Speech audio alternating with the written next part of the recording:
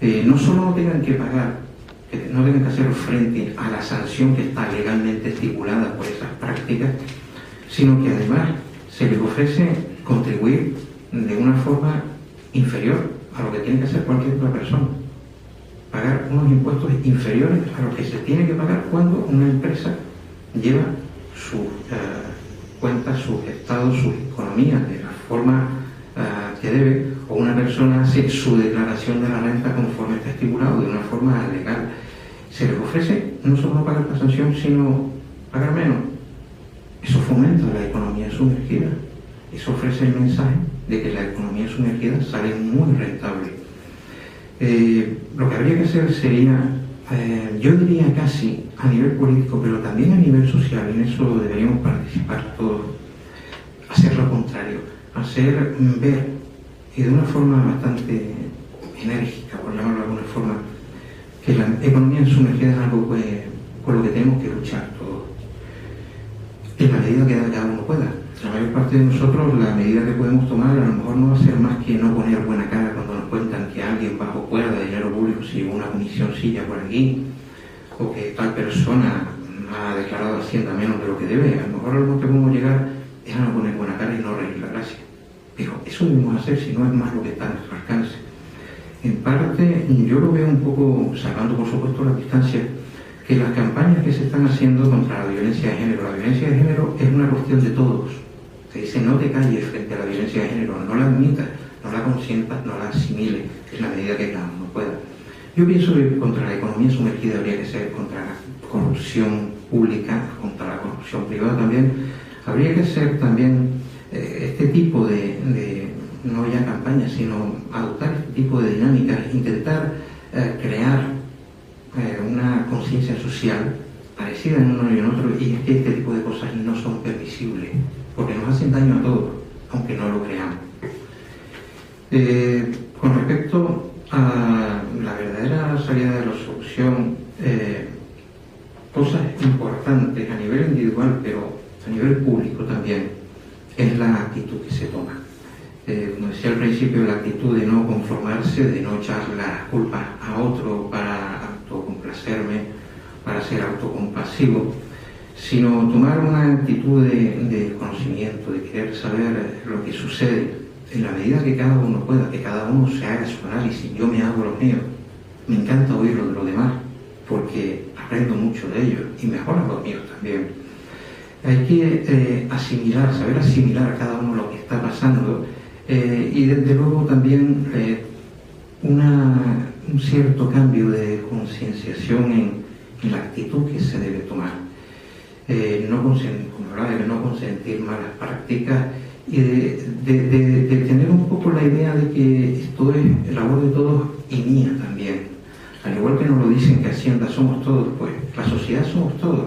Y los que podemos tomar una conciencia social distinta, los que podemos también ayudar, en muy pequeña parte, pero ayudar a que la economía sumergida, por poner un caso que era el que estaba hablando, disminuya, somos todos también. De 30 millones de votantes que somos en España, o 30 y algunos, cada uno de los que estamos aquí presentes tenemos uno. Pero es que las votaciones en España se hacen con un voto que tenemos cada uno de nosotros y muchas otras personas más. Todos los votos cuentan. El mío cuenta 1 sobre millones, el de ustedes también, pero hay 30 millones. Una playa se forma de granos de arena, pero hay playas porque hay millones de granos de arena, y todos son necesarios. Nosotros lo somos también. En mayor o menor medida podemos llegar a más o menos gente, podemos llegar algunos solo a nuestros hijos, a nuestros allegados, otros podemos llegar a más gente, otros toman la iniciativa de llegar a más gente, y en ese sentido a mí me parece admirable la labor que hace la Real Sociedad Económica de Amigos del País de Gran Canaria, que precisamente intenta contribuir a difundir el conocimiento, a que la gente se implique en el conocimiento, en el intercambio de conocimiento, en el conocimiento de los demás, en el conocimiento de los problemas. Para acabar, que no quiero extenderme demasiado, prefiero que en preguntas haya también un poco debate, y también ustedes me enriquezcan a mí con lo que piensan ustedes de lo que he dicho yo y de cosas que no he dicho yo. Otra frase que se atribuye a Albert Einstein dice que es en la crisis donde aflora lo mejor de cada uno. Yo en realidad diría que en la crisis aflora lo mejor de algunos, de muchos. En otros aflora lo peor. En otros aflora lo peor. Gente que intenta salir adelante a costa de otros. Y con respecto a esto, no es tan sencillo afirmar, porque no lo es, que para salir de una crisis pues tengamos que remar todos en el mismo sentido, o que tengamos que ayudarnos entre todos. A veces se hace enfrentándose unos a otros y al final llegamos a un estado de cosas en el que más o menos unos mejor que otros vamos saliendo de la crisis. Pero lo que para mí sí es cierto es que para salir de las diferentes salidas de una crisis, depende de lo que prevalezca, si es donde aflora lo mejor de cada uno, donde intentamos entre todos beneficiarnos a todos y aportar entre todos lo que podamos y salir juntos de la crisis, confrontando ideas y no enfrentándonos. Es que la salida con enfrentamientos entre países, con enfrentamientos entre sectores, gobierno, patronal, sindicatos, es posible que así se pueda salir también de la crisis, pero para mí es cierto que eso ya siembra semillas para la próxima crisis. Y una cosa que a mí yo no le encuentro solución, es un poco una paradoja, pero quiero que ustedes lo piensen, porque es algo un poco complicado, pero para que vean un poco también cómo veo un poco la economía, los mercados. Tanto que se habla de que lo mejor para los mercados es dejarlos a su libre albedrío, ya hemos visto en la práctica con el crack del 29, el exceso de especulación en la bolsa de valores que se sobrevaloró sin medida alguna y al final hizo crack en la actual, que eso directamente no es cierto. Pero además para mí no es cierto por otra cosa mucho más importante, y es que la economía, que los mercados vayan bien, es imprescindible para que un país vaya bien, pero no deja de ser un medio. El fin son las personas, el fin somos las personas. Que la economía de un país pueda ir muy bien, hay algunos que los hay, si sus ciudadanos viven muy mal, a mí no me soluciona nada, a mí por lo menos.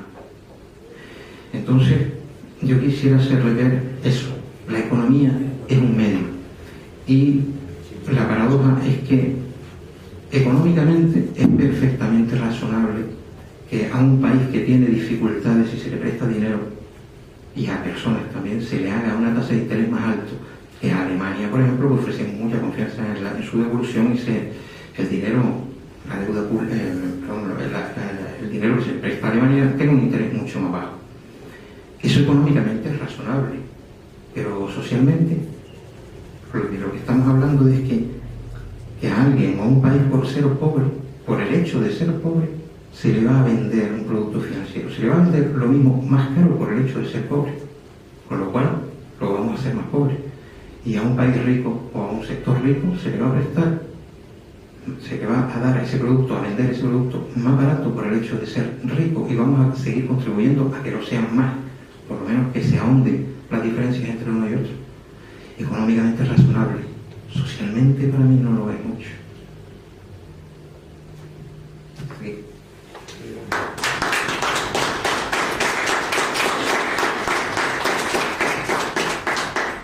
Imagino que habrá preguntas, que es lo que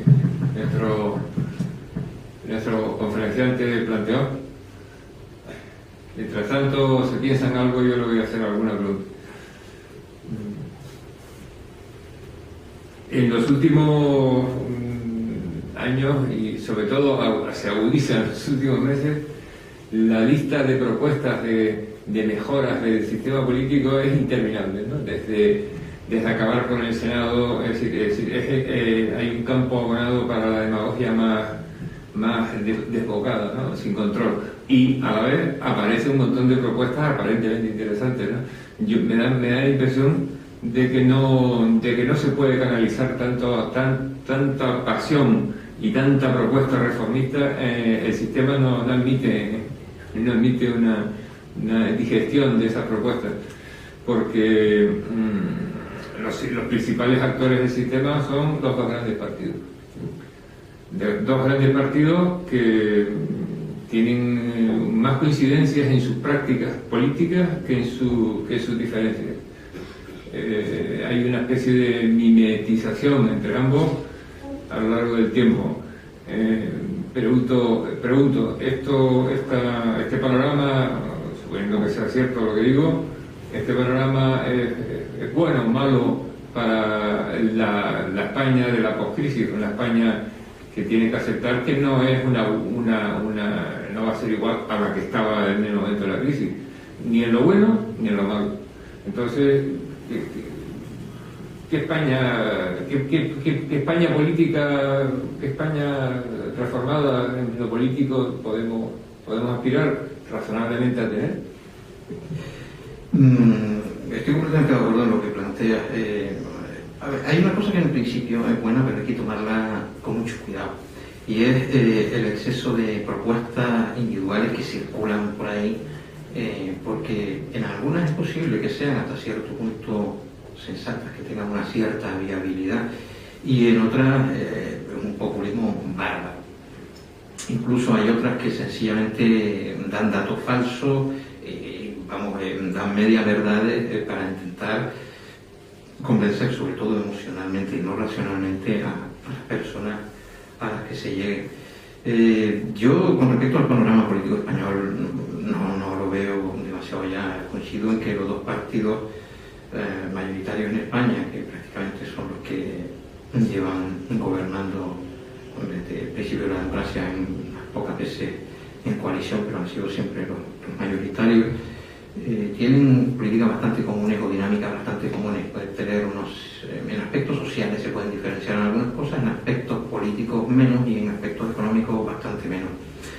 Yo apuntaba que el fallo, a mi modo de ver, en el exceso en la lucha a toda costa contra el déficit público está equivocado de la misma forma en la que Zapatero no utilizó el superávit público en su momento en jugar precisamente el déficit, sino en repartirlo, el mismo tipo de fallo. Yo espero poco de los dos partidos, sinceramente, porque la política, además, en España, fundamentalmente en esos dos partidos, yo creo que mientras más grandes los partidos más funcionan así, no se dirigen a convencer razonadamente al electorado, a exponerle sus ideas, sino a convencerles emocionalmente. Yo he dicho muchas veces en la tertulia a la que asisto que no hay más que ver en unas elecciones democráticas, no ya cuánto gastan los partidos en cada cosa, porque eso no lo sabemos, pero sí vemos nosotros cuántos programas de cuántos partidos nos llegan a nuestro buzón o nos dan de los diversos partidos políticos, sobre todo los mayoritarios, prácticamente ninguno.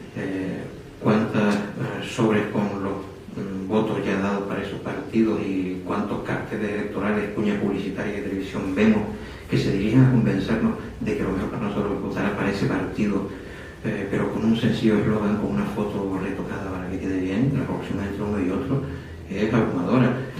Los partidos políticos, en ese sentido, y probablemente sea una de las causas por las que en España cada vez se ve más a los políticos como un problema, no gobiernan con base en unos programas a los que se tiene acceso y que la gente aprueba dándole su voto, sino sencillamente ganando la campaña propagandística electoral que se dirige emocionalmente a las personas. Con ese tipo de mecanismos, sobre todo en los grandes partidos, pues no podemos esperar mucho, en el sentido de que casi no tenemos nosotros nada en nuestra mano, sino lo tienen esos grandes partidos. ¿Eso cambiará así? ¿Se agudizará la crisis política? Pues yo no lo sé. Yo no quiero ser en política lo que decía Juan, que es cierto que hacen los economistas, que son adivinos del pasado, que intentan adivinar lo que sucedió. Yo mismo lo voy a hacer con política en el futuro. No lo sé. Lo que sí es cierto es que al final probablemente esté en manos de todos nosotros, como decía yo, con la actitud que tomamos en general. Igual que un voto sobre 30 millones es un voto sobre 30 millones, porque 30 millones de votos son 30 millones de veces un voto. También la actitud social, la actitud política de cada uno de nosotros es importante en esa misma medida. Sin los 25 o 30 millones de votos de unas elecciones no hay partidos políticos, no hay funcionamiento político. Sin nuestra aportación y nuestra actitud en nuestro devenir, en nuestro desempeño social, personal, diario, tampoco existe sociedad. Existe porque la creamos nosotros, porque nosotros nos desenvolvemos en ella y de la forma que lo hacemos. Tenemos que tomar conciencia sobre eso, que es un arma muy pequeñita, pero con tantos números, que es la más grande de todas.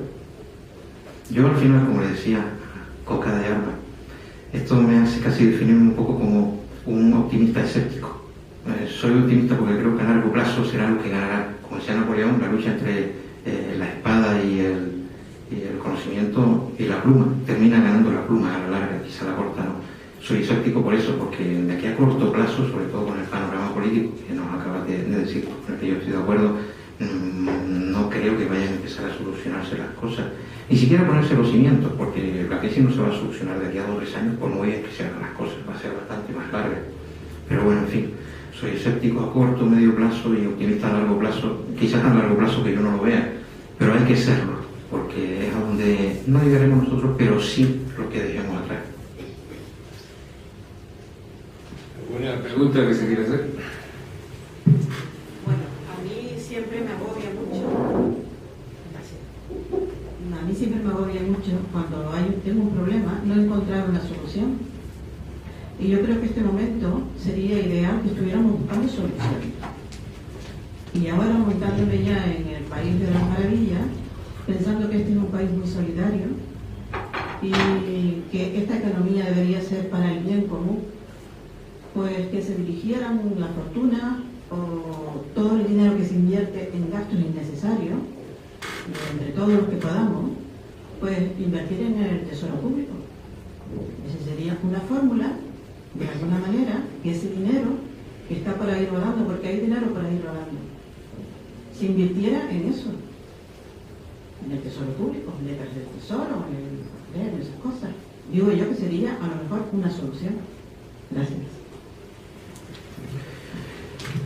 Más que una solución sería desde luego una contribución nada desdeñable. La austeridad que predican pero no ejercen, porque utilizan un nombre inadecuado para lo que están haciendo, es cierto, esa es la verdadera austeridad, prescindir de cosas que realmente no tienen tanta necesidad y además no van a suponer una mejora en nuestra economía. Hoy oí en una tertulia precisamente que el gasto de defensa en España es no sé cuántos millones de euros al día. Tanta necesidad tenemos de gastar, no sé si eran 30, 40 millones de euros diarios en España. Tanta necesidad tenemos de defensa, con la crisis que tenemos en muchísimos otros sectores, es mucho más imprescindible. Esa es una de las cosas que se puede hacer, desde luego.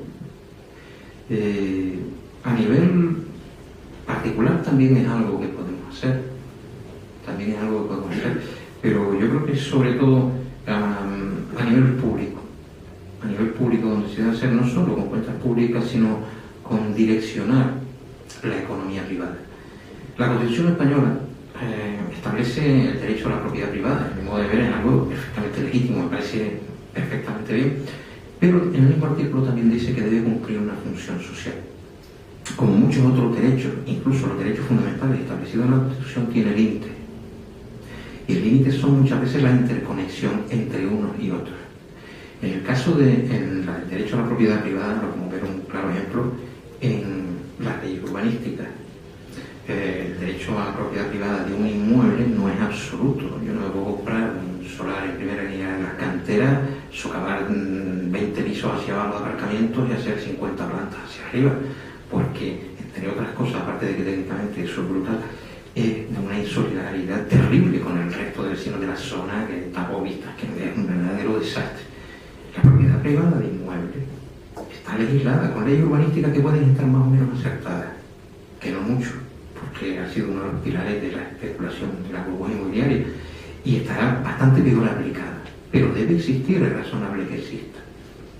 En el caso de la propiedad privada más importante que hay en España, que es el capital, la regulación es escasísima, muy pobre, y es el bien más importante que hay en España porque es el que más incidencia en la economía puede tener. Ahí está, estamos hablando de que el origen de la crisis es el pinchazo de la burbuja financiera en Estados Unidos, exceso de especulación financiera, que en España se ha visto agravada por el pinchazo de la burbuja inmobiliaria, que es también propiedad de inmuebles y capital. ¿Por qué no legislamos respetando la propiedad privada? También esa propiedad privada. ¿Por qué no la regulamos? Para que no, es que tiene una afección con la economía que ya estamos viendo lo que hay. Es perfectamente legítimo poner un marco razonable para que ese derecho a la propiedad privada no pueda incidir de la forma que lo está haciendo en la economía. Y entre otras cosas, pues efectivamente que hay ciertos gastos, por lo menos desde la órbita pública, que se deberían recortar, y no lo han hecho en la medida en la que sería deseable, y se están recortando otros que no deberían serlo porque son más imprescindibles. A mí se me ocurre, con lo que he oído a Antonio y a la intervención de esta señora, dos frases que para mí de dos personajes importantes. Una es la frase de Kapuscinski, que dice: el pesimismo de mi inteligencia lo suplo con el optimismo de mi voluntad. O sea, la pongo y la contrasto con la frase esta de muchos pesimistas que dicen que el optimista es un pesimista mal informado. Y yo digo lo contrario.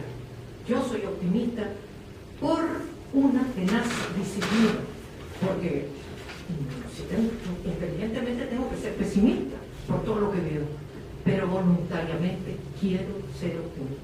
Y hace falta optimismo para esta otra frase que ahora voy a decir, que se la oí a José Luis San Pedro en una conferencia que vino a dar aquí, al Guiniguada, a final de los años 80. Decía él que a partir del siglo XIX, por toda Europa y América, se extendió el lema de la Revolución Francesa: libertad, igualdad y fraternidad. Por la libertad, en el tipo de régimen político, pues por la libertad apostó el liberalismo, a costa de mucha desigualdad. Por la igualdad apostó el comunismo, el socialismo, a costa de la libertad.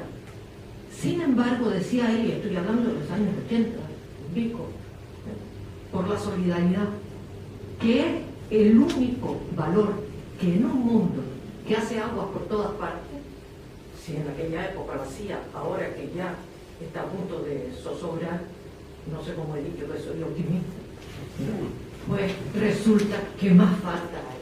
Dice, sin embargo, por la solidaridad no ha apostado todavía a ningún régimen político. Y creo que es el único que podría salvarlo. Y entonces, pues sería a base de esto, de que todo el mundo fuera solidario, que fueran solidarios los políticos para ponerse no en las alturas, sino los que están debajo, y que sepan a quién primero hay que ayudar.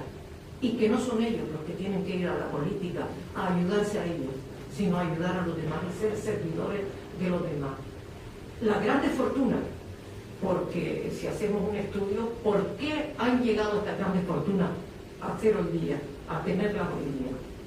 Los empresarios, incluso todos nosotros. Y de esa manera, pues termino diciendo lo que decía Antonio, ¿no? Que todos nosotros somos un granito de arena, y un granito de arena no es nada, pero millones de granos de arena hacen una playa. Y a lo mejor, bueno, quizás estoy soñando, pero creo que sería la solución.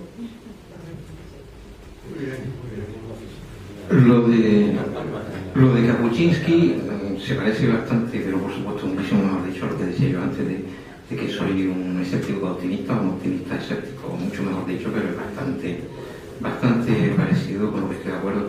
Y luego es cierto, el lema de la Revolución Francesa: libertad, igualdad y fraternidad. Por la libertad optaron algunos regímenes políticos a costa de la igualdad, por la igualdad otros a costa de la libertad, y por la fraternidad ninguno, cuando en realidad apostar por la fraternidad también significa apostar por la igualdad y la fraternidad, por la libertad, porque malamente puede haber una verdadera fraternidad sin igualdad y libertad.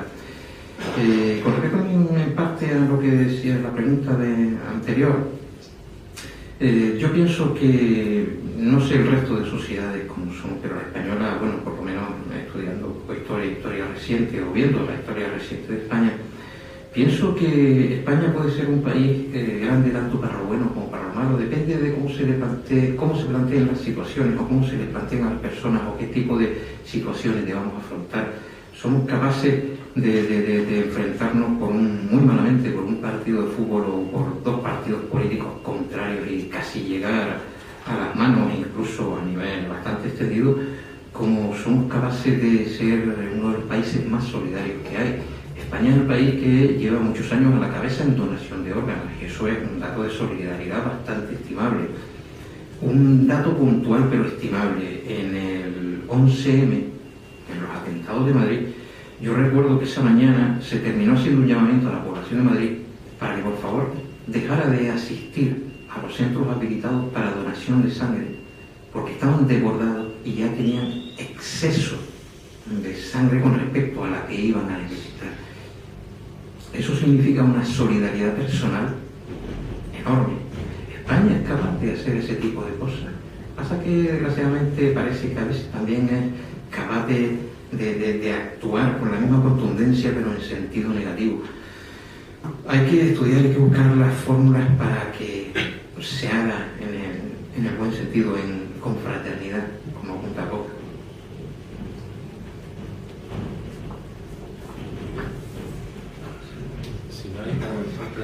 En lo que se va preparando el micrófono. Sí.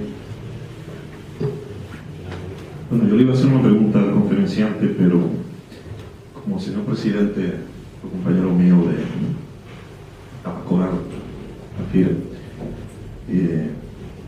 pues hizo otra pregunta, así que me gustaría puntualizarle sobre la primera pregunta que hizo el presidente y luego le hago la pregunta al conferenciante. Yo creo que el problema está con respecto a lo que nos interesa a nosotros, los canarios, en que siempre estamos analizando las cuestiones que ocurren en el Estado español y muestran la salida que puede tener Canarias concretamente, pues desde una óptica estatal, desde una óptica de qué es lo que le interesa globalmente al Estado. Y independientemente de que a nosotros también nos interese lo que pase en el Estado, nosotros tenemos también nuestras propias fórmulas y las hemos tenido siempre. Y quizá el problema está precisamente en eso, en ese mimetismo, en ese seguidismo que hay con respecto a la política estatal. Concretamente, reformas políticas, reformas administrativas.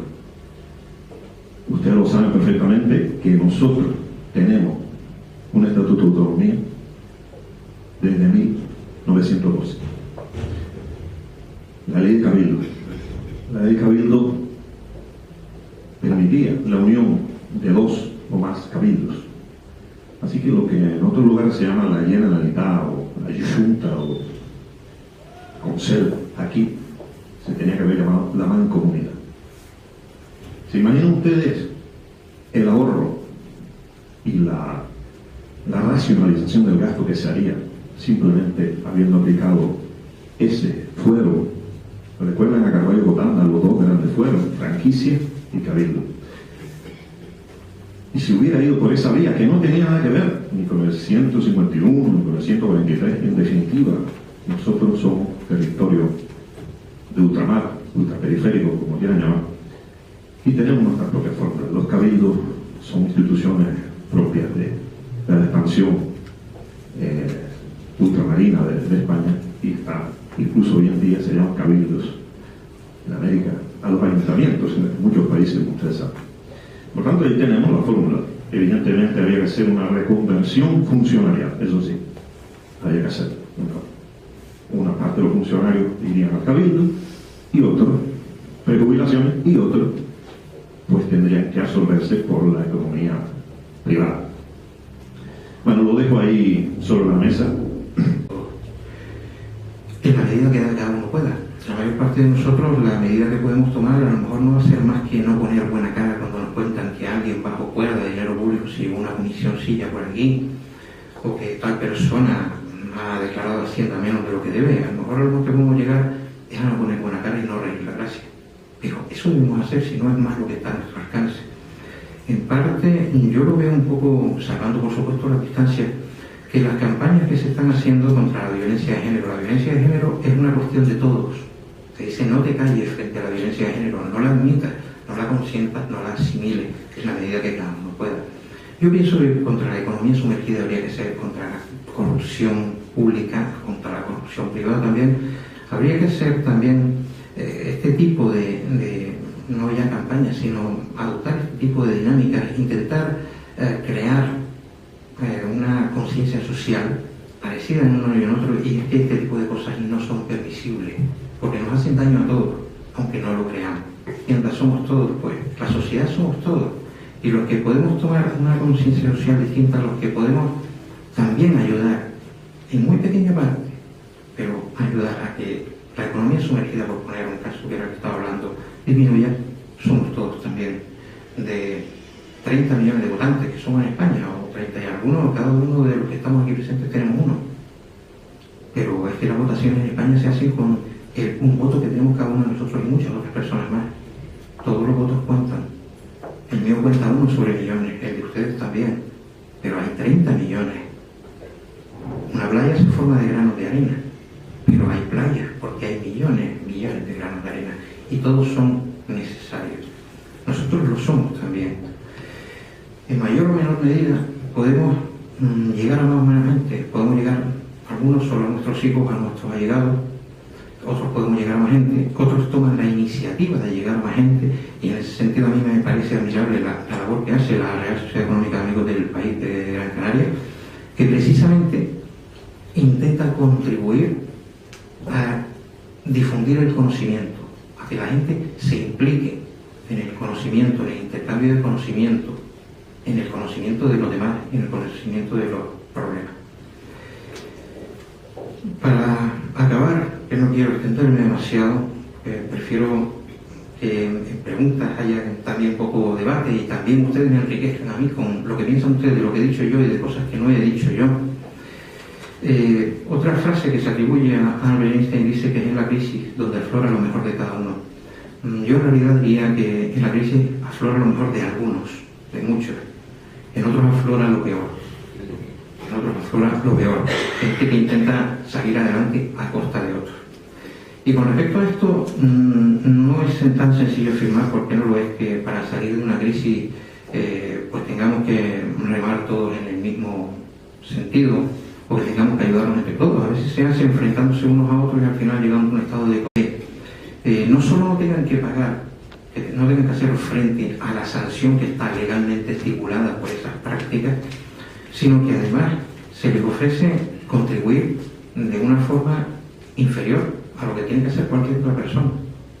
Pagar unos impuestos inferiores a los que se tiene que pagar cuando una empresa lleva sus cuentas, sus estados, sus economías de la forma que debe, o una persona hace su declaración de la renta conforme está estipulado de una forma legal.